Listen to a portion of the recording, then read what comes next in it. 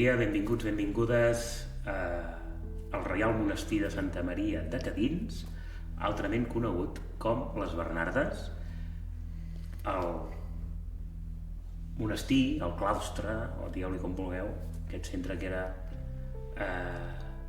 un monestir de monges de clausura, no? Per això secrets de confessió, ja ho sabeu. En els anteriors podcasts heu vist doncs, que una mica el que volem és confessar-nos, parlar de les inquietuds, conèixer les persones més enllà del que puguem pensar, no? I busquem això, conèixer què pensa la gent i quin és el camí, d'on venim, cap on anem, com veiem el món. I avui ens acompanya una persona que jo m'estimo molt i que conec de fa molts anys per coincidències de la vida. Ens vam anar trobant, coincidint, ens coneixíem, ens vèiem, però no sabíem qui érem un i l'altre, no? Fins que, doncs, amb el temps, crec que res passa per casualitat, sinó per causalitat. I com diria la llegenda xinesa, japonesa del fil vermell, tots estem units per una mena de fil que tard o d'hora ens porta, volem o no, a aquesta persona. I aquesta persona és en Joan Matamala. Què tal, Robert? Molt bé, no tan bé com vostè, que et veig molt bé. No és la llum, estàs jove, estàs bé, et veig molt bé. No em tornis a tractar de vostè perquè me'n vaig, Veieu? Així ens anem coneixent. Joan, a tu et coneix molta gent, potser d'una generació diferent a la gent jove o a la gent ja, no? Però en Joan Matamala el coneix molta gent. Però pels que no et coneguin, tu com et presentaries? Qui és en Joan Matamala? Mira, si una cosa no he sigut mai és comercial i per tant no he sabut vendre mai i menys vendre'm a mi mateix. Per tant, és que no sabria ni com... Però saps qui ets? Ets gironí? Sí, esclar, soc gironí de tota la vida, he viscut tota la vida a Girona. Mira, ahir algú em va preguntar quin era el temps que havia estat més lluny de la meva ciutat i em vaig quedar sorprès a mi mateix, no? Perquè no passa gaire del mes, excloent, que això també forma part de la meva vida, dels 5 anys que em van tancar a Calau, a Pany i Forrellac, al Collell.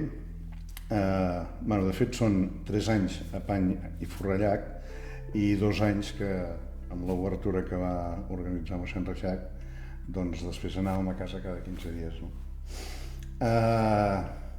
Una persona que no sabria com definir-me. No, simplement ets en Joan, remenes llibres... Compte amb això.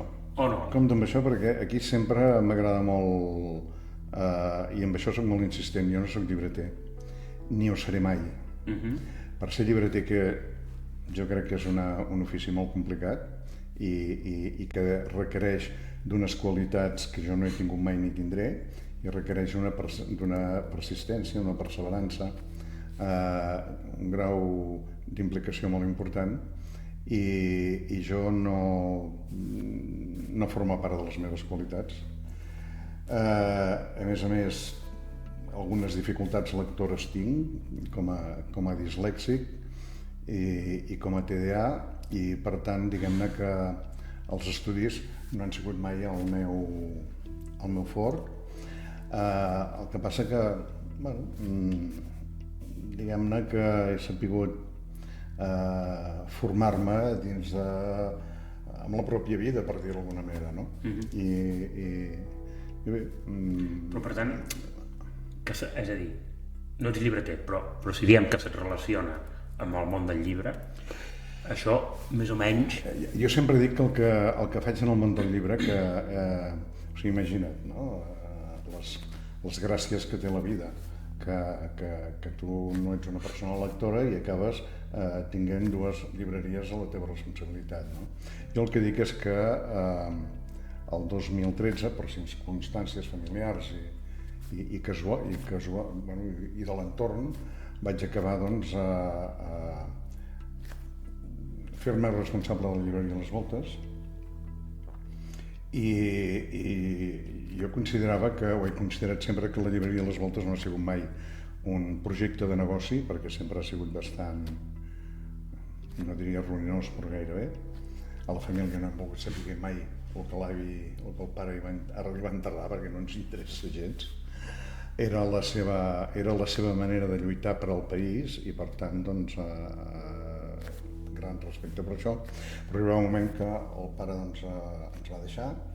Al cap de pocs anys la persona, una saltenca, la Rosa, que deus conèixer, i que doncs, es jubilava i al final, entre la família, a veure què fem, érem 6 a decidir i això... Et va tocar? Em va tocar a mi, em va tocar perquè potser jo era el que més insistia en que això no havia sigut mai ni un negoci, sinó que havia sigut una eina de lluita i que per tant, i que a més havia tingut una certa incidència dins la societat gironina en diferents èpoques de la seva vida. Va néixer el 63, vam tenir... En ple franquisme. En ple franquisme, que això m'agradaria poder-ho explicar una mica més abastament perquè es coneix poc. I jo era els que et deia que gairebé es podia considerar una institució dins de Girona, no? I per tant això calia reflectir-ho, i va ser quan vaig decidir transformar la llibreria en una fundació. Ja hi arribarem. Fem una cosa, perquè ara ens has dit moltes coses i està bé, perquè em dones moltes pistes també per on estirar aquest fil que parlàvem abans. Jo també soc TDAH, amb altes capacitats d'espectre autista i hipersensible. Llavors ja tenim aquí uns quants lligams. En coincidim més d'una. Uns quants lligams. Pues clar, només amb el que m'has dit ja tinc com 50 preguntes a fer-te, no? Però anem a l'arrel, a veure. La família Matamala, on vivíeu, on naixeu, d'on veniu? L'origen de la família Matamala ve de l'avi, que era moliner. El pare va néixer el 1912 a Mer, és fill de Mer, i amb 3 anys l'avi era moliner i ja es van desplaçar al molí de Llorar. I al cap de res, 2 o 3 anys es van desplaçar al molí de Sant Gregori. En allà eren 3 germans, van agafar el tifus, l'àvia va morir quan el meu pare tenia 5 anys, una germana també va morir, el meu pare també el va agafar, però ell se'n va sortir i l'altre germà, el tiet Josep, doncs no el va agafar, no es va infectar. Això crea un rebombori a la família, com pots imaginar, i la mare es desplaça a Girona. I a partir d'aquí tota la vida doncs, ha estat passada a Girona, tota la família. Girona ciutat. Quin carrer, quin lloc, on us podríem ubicar? El carrer... no sortirà el nom. El carrer al costat del Catedral. Sí. Plaça Lledoners? No, abans a la plaça de Lledoners. A la Mare de la Pera, sí. El carrer que continua. D'acord. Ell va viure allà, durant la guerra també va viure allà, la FAI li va entrar 2 vegades a casa i la segona vegada li va treure tots els llibres i tal, i se'l van endur presoner. Va acabar a l'edifici que ara hi ha la Diputació, que era la presó, sí. I ell va tenir la gran sort que ell treballava a Can Batlle Solers, que llavors era una de les foneries més importants que hi havia a la ciutat, i estaven declarats com a indústria de guerra. I al cap de... I el senyor Batlle, a qui vaig conèixer, utilitzant aquest fet, se'n va anar allà i el va excarcerar. A ningú... Perquè era un valor. era un valor per la guerra i per tant era indústria de guerra i tal. El meu pare havia sigut, en aquella època, era fajugista. Clar, però si el van anar a buscar és per algun motiu, no? Era membre de la jove Federació Cristians de Catalunya, que va ser un dels fundadors aquí a Girona. I aquests, a més, eren independentistes. Però, clar, eren catòlics. I això li va permetre passar la guerra a Girona, fins que a la lleva del biberó van cridar el seu germà i van decidir marxar. I van cometre el gravíssim error de pensar ens anirem al País Basc, que en Franco ens protegiran. Doncs mira, els van agafar, només d'entrar al País Basc els van detenir, els van posar en un camp de concentració a Extremadura els van portar, i fins que un dia els hi va passar un capellà dient-los que ells eren catalans i que si volien sortir del camp de concentració havien de fer-se voluntaris en els requeters de la Nostra Senyora de Montserrat. I els van fer una instrucció, els van posar en un tren i cap a la batalla a l'Ebre. I el meu pare va fer la batalla a l'Ebre a Villalba dels Arcs, i ell estava, com que era una persona que coneixia, provenia de l'escoltisme i coneixia bé, sabia llegir mapes, sabia llegir cartografia, doncs el van posar l'enllaç entre la primera línia de foc i els comandaments. I així es va fer la guerra. Quan va acabar la guerra va continuar treballant fins que va crear la seva pròpia empresa. De fons sempre a la foneria? Sí. Va continuar a la foneria amb el senyor Batlle. I d'allà, amb altres companys, com per exemple, d'allà va sorgir també en Manel Gifre, que va acabar creant l'empresa de Cometsi. El meu pare va acabar creant una petita oficina que es deia Serveis Tècnics Industrials, que és l'actual Estell. Que és molt gros. I d'allà també va néixer una altra branca del negoci, que era l'Inel, que eren fabricants que residíem aquí al veïnat de Salt.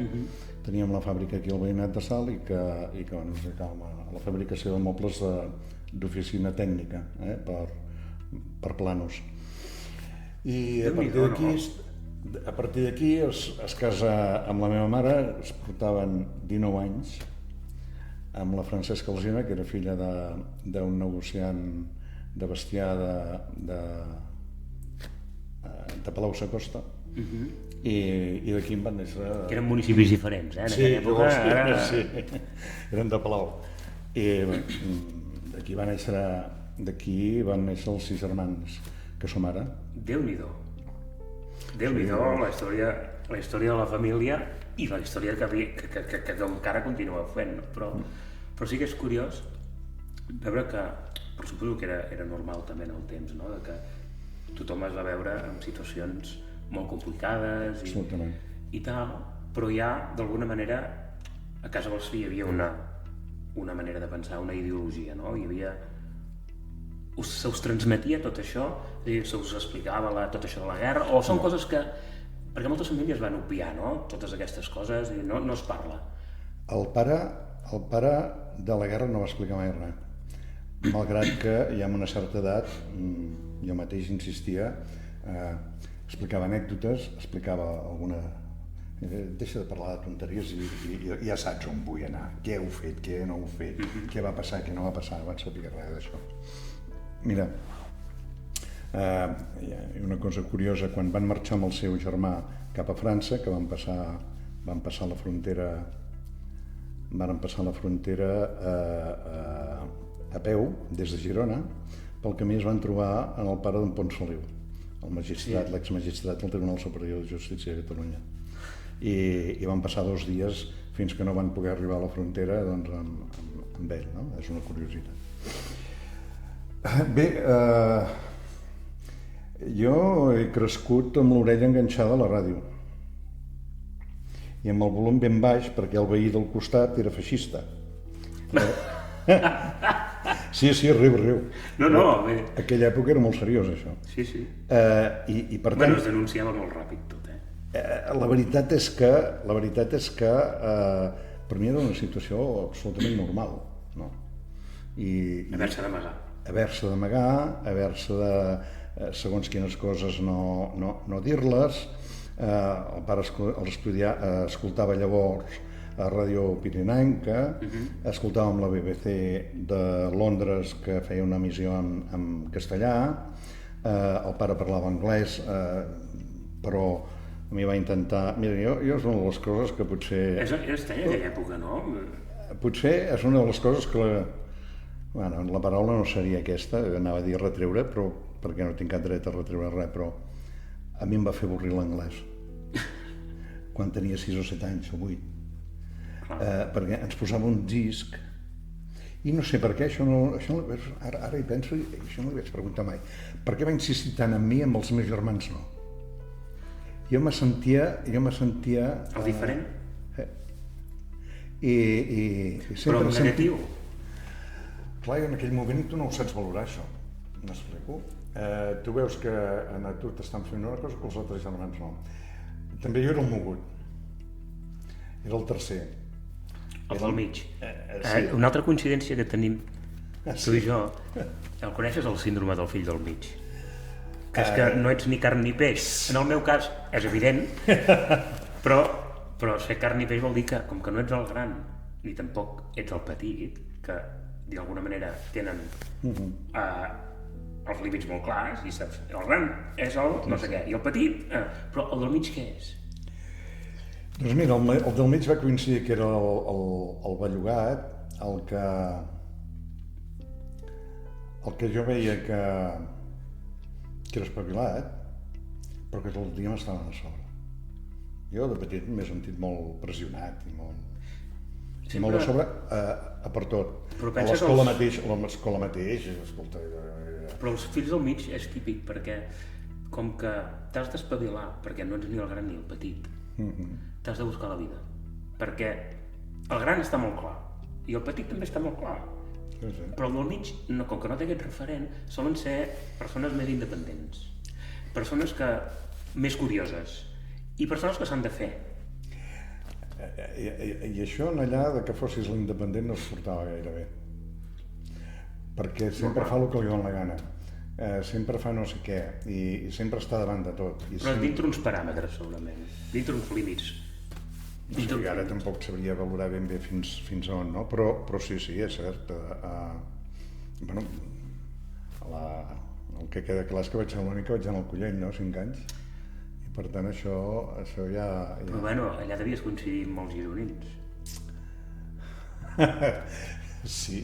Perquè molts gironins, diem, entre cometes, il·lustres, van passar pel Collell, no? I molta gent va passar pel Collell. De fet, per exemple, la meva mare, tot i que el meu avi és nascut a Port de la Selva i vivia a Cadaqués, etc. Al final van acabar anglès, però la meva mare va estar també 2 anys a Plaça dels Lledoners, que hi havia una escola. Va estar tancada allà, no? També. Sí, no sé si són les Josefines. Sí. Llavors va estar 2 anys amb la seva... Llavors ella ho ha explicat amb la seva bessona, la meva tia Dolors, i ho expliquen com... Bueno, Déu-n'hi-do el que passava allà dins, no?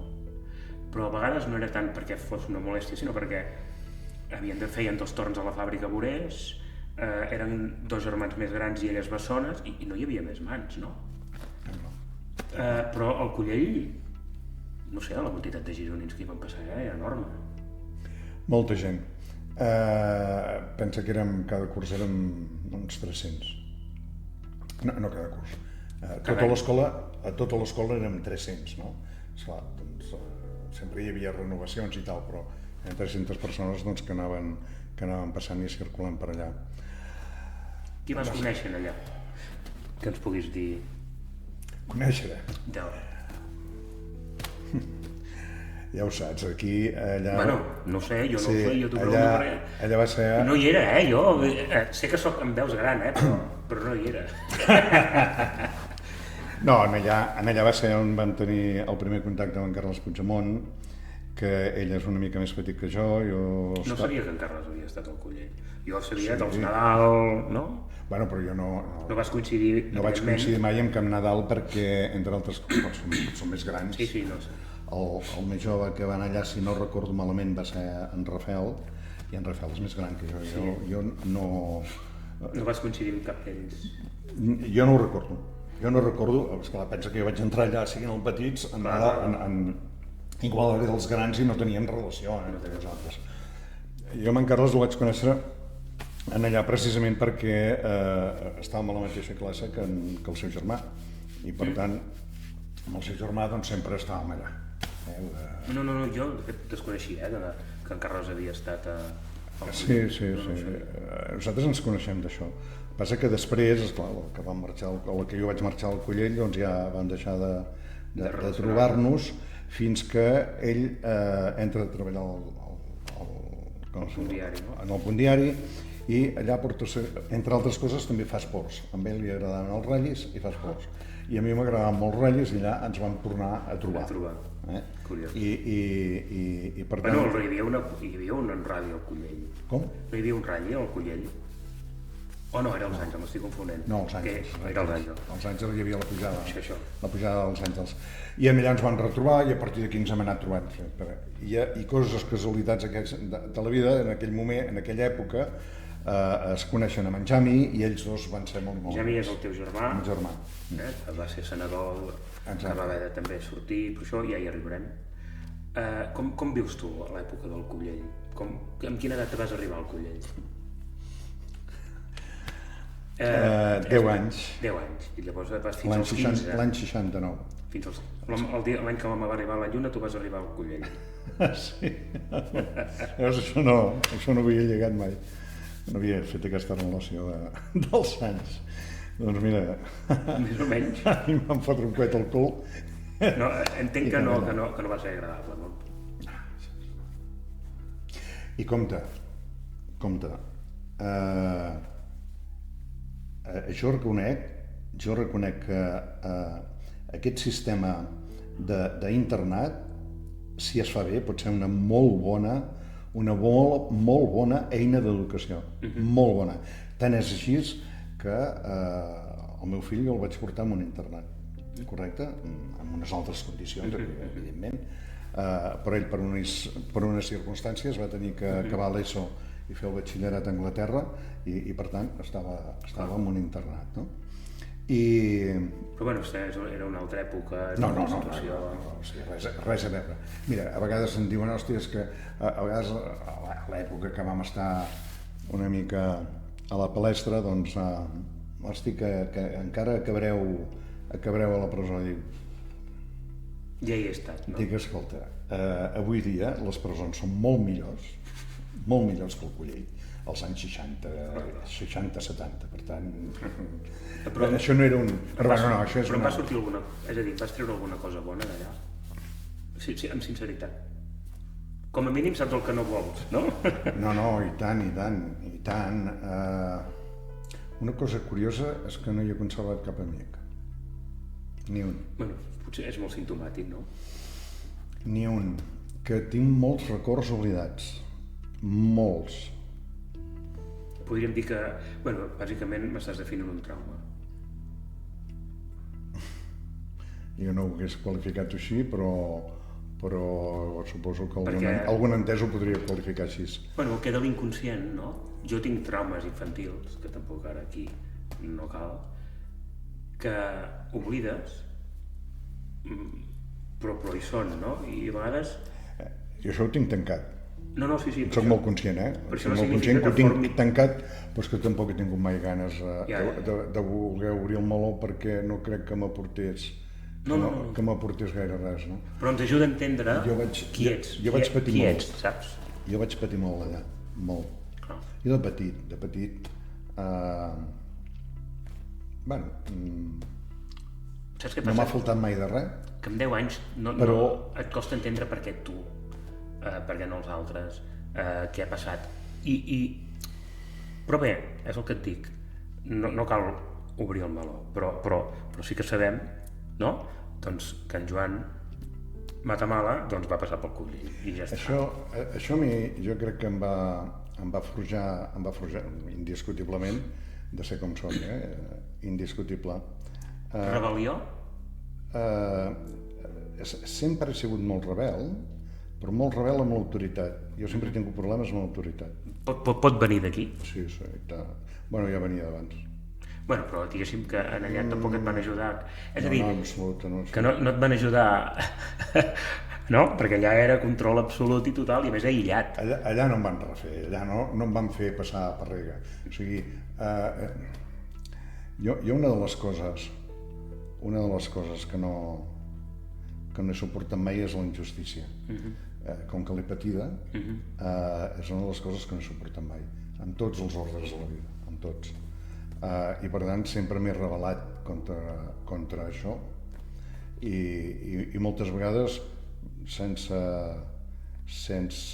passant de les conseqüències i moltes vegades ignorant de les conseqüències que podrien, perquè no les analitzava. Però simplement ho feies i punt. Ho feia i s'ha acabat. Perquè ho senties. Perquè ho sentia.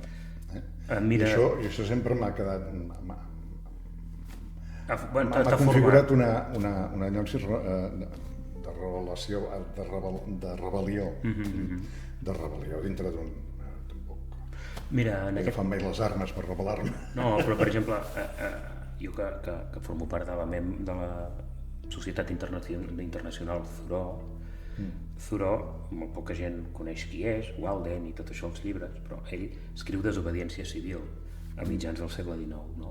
Perquè el tanguen a la presó perquè no vol pagar els impostos al govern dels Estats Units, el govern federal, perquè ha declarat la guerra a Mèxic, i ell no hi està d'acord i decideix que ell no vol participar d'això, no? El tanguen a la presó un dia, perquè la tia paga la fiança i amb ell s'enfada molt, però aquesta desobediència civil és el que llavors Gandhi, Luther King i d'altres, Tolstoi per exemple, utilitzen per la lliberació dels seus pobles, no? Per tant, a vegades d'un estat, alguna cosa que li passa a una persona una sola nit, d'allò, no? I per tant, això ajuda a conèixer el que passa després, moltes vegades, no? Sí. Aquella cosa que t'ha passat, que potser és relativament desconegut, però que allò és clau de la teva vida, no? Perquè després desencadena altres coses o d'alguna manera t'il·lumina més el camí, no? En tot cas, aquest Joan que surt del Collell, què fa després del Collell?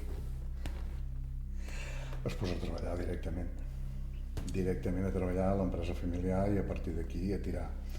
I això el que me permet és conèixer, jo amb 5 anys m'havia desconnectat molt de la vida tal, aquí començo a conèixer gent i de seguida conec gent més gran que jo, amb la qual m'hi relaciono. Nosaltres en aquella època teníem una cosa que era or, que era una multicopista, perquè la gent que es dedicava a la clandestinitat tenien una cosa per imprimir que es deia vietnamita, que era una cosa horrorosa. Sí. Nosaltres tenim una cosa com una manivela i amb motor, imprimies, i esclar. I això em va fer entrar en el món polític d'una manera activa i mira, la primera acció la primera acció, diguem-ne, una mica que vaig fer doncs, va ser a l'octubre del 73 per Fires, amb uns companys ens vam dedicar a emplenar Girona de pintades en contra de la dictadura en Pinochet i de la dictadura, perquè aquell 11 de setembre hi havia hagut l'alçament, no? Bueno, i això em va fer conèixer gent, em va obrir tot un món. Que no has abandonat? El món polític no l'he abandonat, tot i que he estat molts i molts anys inactiu, perquè vaig ser dels il·lusos que vaig pensar que això ja estava fet. Però no només tu, sinó que també a nivell familiar heu estat implicats, no?, en política? Sí, sempre amb més o menys graus, però jo després amb el tema vaig entrar en el món de l'esport, de l'automobilisme, vaig fer uns quants anys, doncs, diguem-ne, carrera. Jo dins de l'automobilisme gairebé et diria que he fet tots els papers a l'AUCA, perquè vaig... Jo desconeixia aquesta faceta teva, O sigui, no en sabia que formaves part del món del rally, ni a la més remota idea. És a dir, que t'agrada conduir? O no? No, deixa'm dir, a Cadellonsis. No, clar, tinc un títol estatal. Ah, coi! Com a pilot. Vaig guanyar el primer campionat de la Copa Suzuki. I les 2 vegades que he participat a la Baja Montes Blancos, que és un raid que es fa ja... encara es fa, a Saragossa i per allà a les terres de los Monegros, doncs les 2 vegades que he participat he guanyat la meva categoria. Vull dir que no ho feia malament, per dir-ho d'alguna manera, no? Alguna cosa passa que els recursos econòmics no eren els necessaris i per tant, doncs, aviat ho vaig deixar. Però jo he sigut inspector internacional de la FIA de proves, he sigut director de cursa, he sigut comissari esportiu a diverses curses, en fi. I aquests anys, per dir-ho d'alguna manera, la meva connexió en la política activa doncs, era pràcticament nul·la. I és el que després me n'he donat, no? Que vaig ser dels il·lusos que em vaig creure que la cosa ja estava feta. Quan et reenganxes en política? Quin any més o menys? És a dir, tu tens aquest... Això del 73... Jo no l'he deixat mai. Jo no l'he deixat mai, sempre he tingut els contactes, sempre he tingut amb la gent del meu entorn a formar part, tal. I si no recordo malament, devia ser el 98 o el 99, ara no recordo massa bé, amb els anys jo sempre me confong. Llavors jo tenia un establiment de restauració, que era el Rex Café a la carretera de Barcelona, i en allà venien sovint gent de Convergència a dinar i així, i per dir-ho d'alguna manera es va començar a parlar de fer una candidatura una mica potent per veure si ens traiem en Nadal de sobre després de 20 anys. I vaig dir, mira, veus, això ja me sembla bé, perquè en Nadal ja fa masses anys que és alcalde, ha fet una gran feina, però ja n'hi ha prou, tu. I vaig dir, relliscades aquelles que fas a la vida, no? Hi havia 2 candidats. Una d'elles, la Zoila Riera. Sí. Era senadora? No. Com va ser-ho després? No.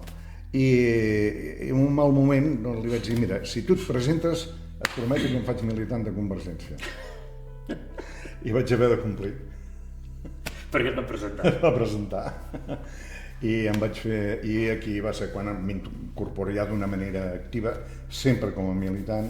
Jo no he tingut mai cap responsabilitat política, ni m'he presentat mai a cap càrrec públic.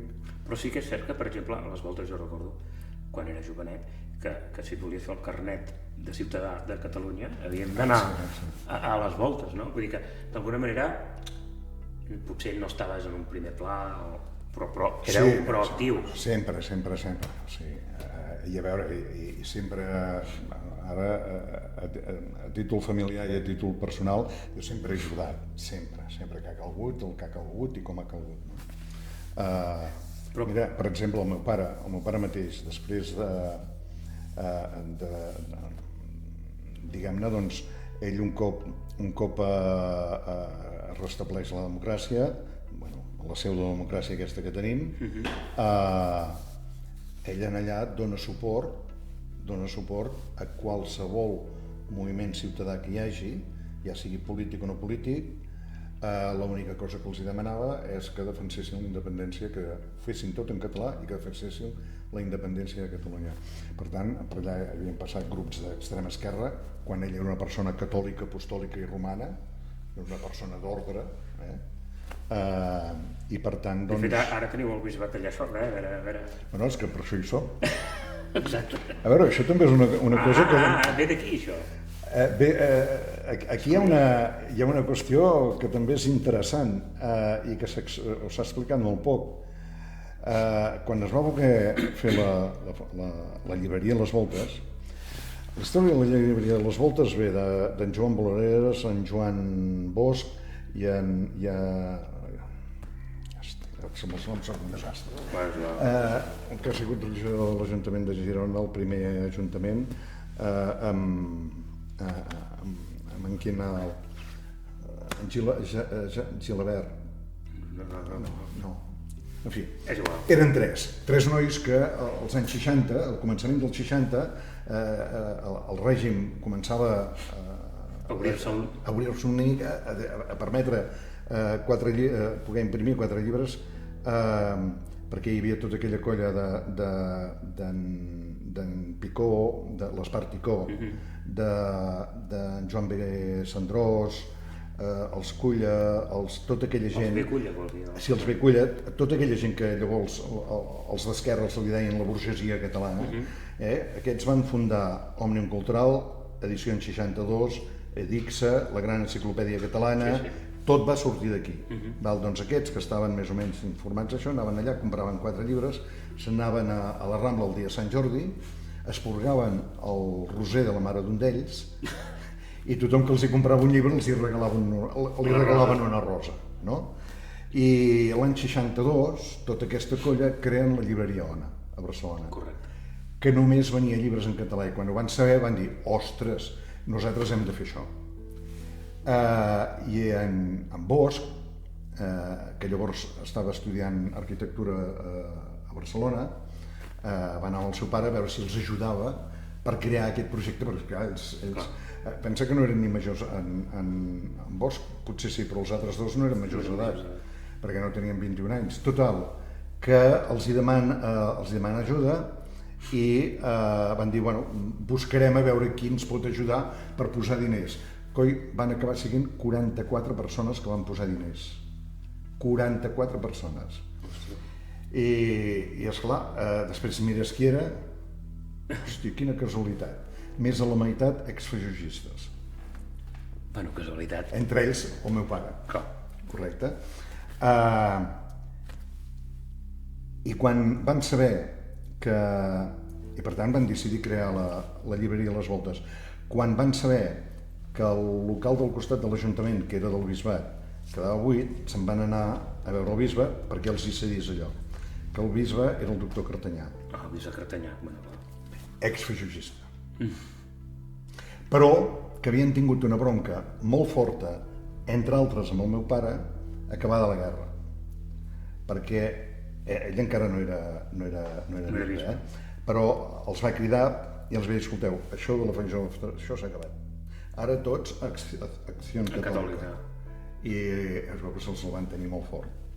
I quan el van anar a veure perquè els hi deixessin fer això, sempre van explicar que es va fer perdonar algun pecat.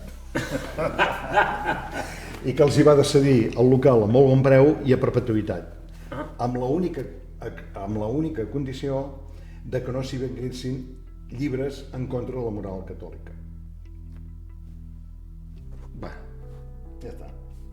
I aquí va quedar. I aquí és...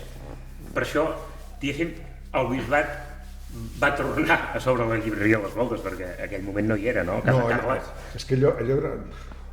Ara aquí em posaré camises 11 hores. No, però vull dir allò, no. Allò havia sigut cedit per una família amb la condició que fos destinat a seminari i ja no sé què. En tot cas, vosaltres, abans de que el bisbe anés a viure al Vaticanet... I tant, nosaltres portem més anys allà que el bisbat. Però, llavors... I per tant, em refereixo a que aquesta gent, diguem, la relació amb el bisbat sempre va ser tal, fins que va arribar un bisbe que va entendre malament la situació i va voler, crec que era els anys 2004 o 2005, no fa tant, això. Sí, bueno, fa més de 20 anys. Bueno, sí, però és que jo recordo en aquell moment... Va voler desnonar la llibreria. Hi va haver, correcte, no diré una revolució ciutadana, però gairebé. Per crear-ne una altra, de fet, per posar-ne una altra, sí, per posar que ara està al costat. Sí, que ara està al costat. Que és la del bisbat, no? Doncs va ser la pressió ciutadana que va fer retirar aquesta intenció del bisbe. I per això jo també era un dels meus arguments que utilitzava per crear la fundació, no? Perquè, escolta, això ha sigut sempre, va molt més enllà. I amb el projecte que ara estem Ara estem a la Rambla, també. Ara, sí, aquí vam crear, però ara això ja en parlarem un altre dia. Bueno, però en tot cas... Estem refent tot el projecte, perquè nosaltres, quan jo me'n vaig fer càrrec el 2013 i vaig crear la fundació, en aquell moment el tema de l'independentisme començava ja a bullir molt seriosament. Jo vaig ser el primer secretari o el primer coordinador de Girona per la Independència, que llavors va ser a l'Assemblea Nacional, el 2012 es va crear l'Assemblea Nacional, nosaltres vam ser a l'embrió, que amb aquest embrió vam fer una cosa que jo sempre m'agrada explicar perquè se sàpiga. Mossos per la Independència va néixer a la ciutat de Girona. Mossos per la Independència. L'Albert... Hi havia l'Albert de Salrà i de... De Mer? No, de Mer no. O d'Olot? No. L'Albert de la Cellera.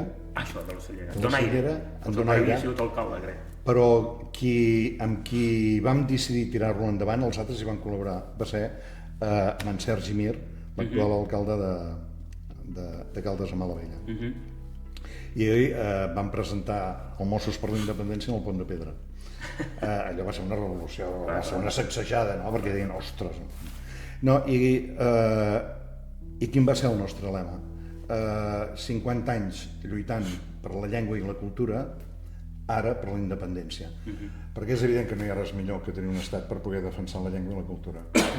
Als anys 20 ens van començar a plantejar què estàvem fent nosaltres encara intentant tirar endavant el tema de la independència quan els que han de fer la feina no hi són, han desaparegut i per tant doncs nosaltres, i en canvi, per altra part, el motiu per al qual va néixer la llibreria Les Voltes l'any 63 és vigent més que mai, no? És més vigent que mai i la llengua se'ns està escolant pels dits, no? Jo, saps que tinc una editorial humil, petita, que només publico en català i que tradueixo doncs filosofia i que... I en certa manera entenc, no? Perquè al final hi aboques molts diners de la teva butxaca que saps que no recuperaràs mai, no? Però si ho veus així, pots dir, soc burro, soc tonto, però és una despesa, però jo en canvi sempre ho veig com una inversió. No a curt termini, possiblement, sinó a llarg termini, no? Perquè al final acabes venent 200 llibres si tens sort, no? Sí. Però el fet de traduir aquests americans, o traduir filosofia oriental, o traduir japonesos, és una cosa que és voluntat pròpia, però és una... Si tothom tingués aquesta consciència d'aportar... Això és molt nord-americà, encara que els americans sempre pensem que són molt dolents, però no, hi ha molt tipus de nord-americans, no? Però ells tenen una cosa molt clara, que és que quan els hi va bé la vida han de tornar alguna cosa a la societat. Jo a Boston o Concord vaig gent de 80 i pico d'anys jubilada atenent el punt de turisme cada dimecres, no? A ell li toca el dimecres. Els altres faran de bombers voluntaris, però hi ha una cosa com de compromís. Ells, amb totes les diferències del món, el tema patriòtic el tenen molt clar, no? I no hi ha casa que no hi hagi la bandera, no? Llavors, però també tenen molt clar aquest retorn a la societat. Jo m'agradaria ja, per anar acabant això, i perquè d'alguna mica veiem cap on ha d'anar aquest compromís en el futur, no?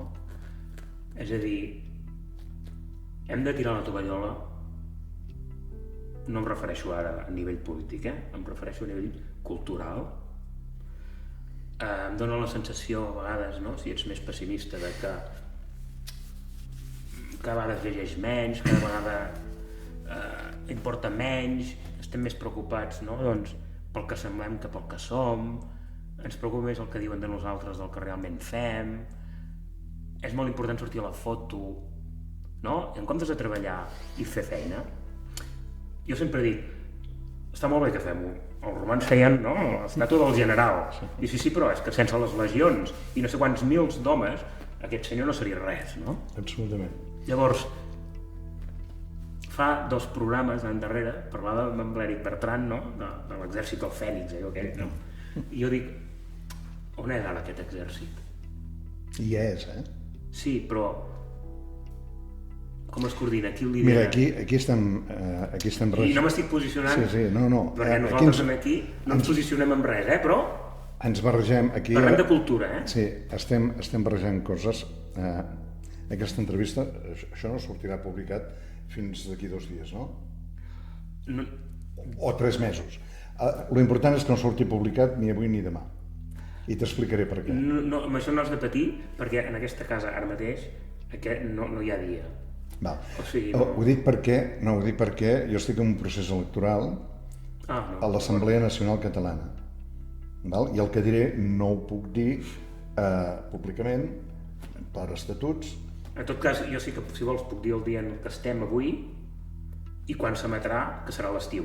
Doncs escolta, que no hi ha problema. El tema quin és? El tema és que l'exèrcit del Fènix hi és, el concepte. La gent hi és. El que necessitem és activar-la. I el que necessitem és, des del meu punt de vista, és que la gent se n'adoni, per un costat, de que la lluita no s'ha acabat, de que la necessitat de fer fora els espanyols de casa nostra és més viva que mai i més necessària que mai, per raons econòmiques, per raons de benestar social. Sí, però... I això què ens porta? Ens porta a que aquí no tenim la cultura com té la cultura americana de retorn a la societat, però fixa't que des de sempre la societat catalana ha sigut molt activa socialment, sempre, En termes i generals... en totes les èpoques, correcte? Per això... A Salt ho sabem molt bé. Però ja no és tant... Ara, no em referia tant a això, sinó com el fet de que la cultura deixi de ser important. Que la cultura s'està convertint en alguna cosa molt elitista a vegades, no? Jo no ho crec, això, Un moment. Em refereixo que jo, per exemple, vaig créixer amb rialles. Els dissabtes, els diumenges, sorties a la plaça i passaven coses. Hi havia un cafè i titella. No es fa. D'alguna manera, és com si ho poses això, que tothom ho entengui, no? Tu no pots tenir un jugador que arribi al primer equip si no tens 1.000 nens jugant a futbol. Val. Llavors, nosaltres, des d'un lloc humil com és Bernardes, en un poble, que és el poble més pobre de Catalunya, amb habitants, que tinguem la llibertat de fer un projecte social relacionat amb la cultura, és important, perquè avui estem posant les llavors del que ha de venir, no? Vosaltres, a nivell familiar i amb tota aquesta gent amb les que heu treballat, heu posat unes llavors, però ara se'ns acusa, per exemple, no? A Bernardes, és que sou l'aristocràcia, no? L'altre dia en un article un senyor em deia que jo era un aristòcrata de la cultura i tal. Dic, no, ho heu entès malament, no? El fet que, per exemple, en aquests moments ara hi hagi l'Antonio López, que és el pintor espanyol més car, jo ho veig com que estic oferint la possibilitat a famílies que no es poden permetre el luxe de 4 o 5 persones, agafar un tren, anar-se'n a Barcelona, dinar, pagar l'entrada a qualsevol museu perquè has de pagar per entrar, etc. Nosaltres, de forma gratuïta, absolutament. Sí. La gent té accés a la cultura. Clar, si tu tens una doble imposició, és a dir, tu pagues impostos per mantenir els museus públics i llavors quan hi vas has de tornar a pagar, clar, estàs creant fronteres. Llavors, clar que hi ha pòsit a nivell de cultura, clar que la gent té coses a dir, però sempre que vivim amb la societat de la por en què la gent no vol dir per si de cas, perquè ens han posat la por al cos, no? D'alguna manera, i no m'estic referint a nivell polític, estic referint a defensar, perquè és el que deies abans, no? Ara resulta que celebrem el Halloween. No, però ningú diu que no. Per què? Perquè tothom vol vendre coses. Llavors, entres en una roda en què si l'interès és l'econòmic només i el benefici, no ens en sortirem mai perquè el pensament, la reflexió, els llibres, avui, almenys a mi em demostren que no generen economia. Després veurem què generarà. A veure, Ara he fotut amb el fet de que de la brama de que la gent cada vegada llegeix menys, jo no crec que sigui... No em preocupi que llegeixi més, el que passa és que moltes vegades la comprensió lectora és la que és, Aquest és un dels aspectes en el qual estem treballant a la Fundació precisament per ajudar a solucionar aquest problema, no? O si mires els llibres més venuts, Joan, és que al final és el que surt a la tele. Sí. Llavors, què interessa? Vendre, fer diners. Clar, llavors, per exemple, la Bernat Metge, no? Bueno, poden dir el que sigui del que la va fundar, però la tenim? Hòstia. Què faríem sense això? O el Cavall Fort, no sé qui el llegeix avui. No, i tant que es llegeix. Clar, però perquè hi ha hagut també clar. una aposta... Per tant, clar que som capaços de fer coses si la societat es mou.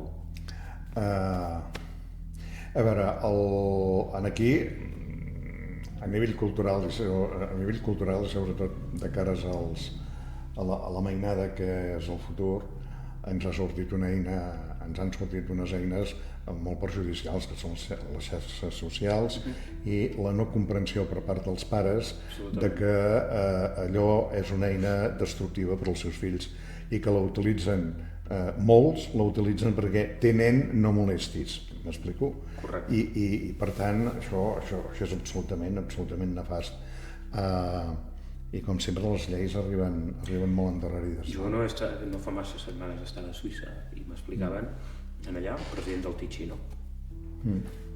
Han tret els ordinadors, els telèfons, tornen a escriure a mà, llegeixen llibres, perquè han vist que quan escrius a mà generes unes connexions neuronals que no les generes, perquè a més, escrivint a mà sí que importa si fas faltes, l'ordinador no, perquè et corregeix. Clar, llavors, tot això potser ens hem passat de frenada, no?, amb tot el tema de la tecnologia. Absolutament, mira, això ara parlàvem de l'amic Pons Feliu, ell sempre explica, diu, a la universitat, si feies una sola falta d'ortografia, una sola, l'examen s'esparracava i constava un 0 però com una catedral. Una sola falta d'ortografia. Fes-ho avui, no buiden les universitats. Perquè allò que la gent ha confós autoritat per autoritarisme, autoritarisme sabem què és, però ser l'autoritat del mestre, l'autoritat del pare, l'autoritat... Tot això és diferent ara. Absolutament. Però no hem de fer un discurs ja per acabar l'entrevista negatiu, sinó al contrari, d'esperança, no? Jo soc mira, per naturalesa soc una persona positiva i una persona doncs, que crec que les coses sempre acabaran anant millor, no?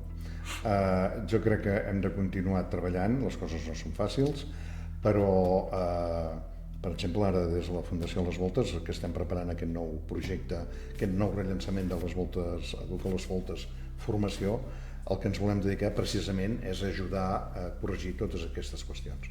Una d'elles és l'escola de lectura, però una escola de lectura pensada exclusivament amb la comprensió lectora. Perquè, primer, per corregir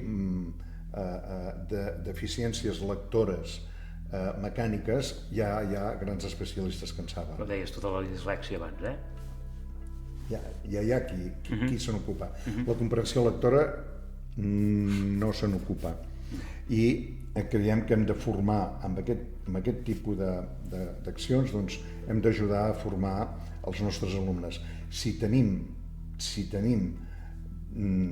alumnes des de joves, des de petits, que comprenen allò que llegeixen, si som capaços de crear això d'una manera ferma, aquelles persones, aquests nens acabaran sent uns bons alumnes i tindran una bona capacitat d'aprendre, i això és un avantatge que t'ajudarà tota la vida. Capacitat de crítica. I que t'ajuda tota la vida, m'explico? I és de petits que els hi hem d'ensenyar i que els hem de formar amb això, i no deixar-los passar. Jo, ara que et veig, Per això et deia que et veia molt jove al principi de l'entrevista, perquè aquest esperit rebel que deies que tenies, i ara faré una broma, això de que la vida dona moltes voltes, no? La llibreria a les voltes, però aquí estem treballant per la cultura, treballant per l'educació i treballant pel futur del pensament i de la capacitat crítica. Jo crec que una societat sense capacitat crítica és una societat que no té futur, i per això, i faig un apunt aquí breu i final ja per acabar, als amics i als amigues que ens escolten, nosaltres, des de Bernardes i Diputació de Girona, començarem a publicar llibres il·lustrats sobre artistes, precisament amb l'afany de també buscar aquests futurs visitants als museus, etc. I el primer serà sobre una gironina, la Remedios Varo, una importantíssima nascuda al poble d'Anglès, que vivia amb la Carrington, la Frida Kahlo, i que era absolutament extraordinària i va morir a Mèxic als anys 60, no? Però és gironina i no la coneix ningú, i és una surrealista importantíssima a nivell mundial, no? Doncs aquesta és també la feina que les institucions crec que hem de fer. Absolutament.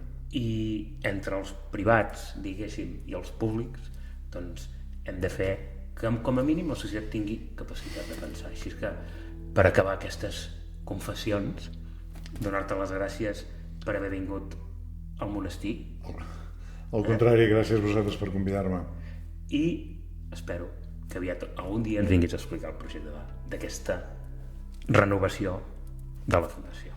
No tardarem gaire, no? Doncs aviat ens ho explicaràs. Moltes gràcies, amics i amigues. Fins a la propera trobada al confessionari.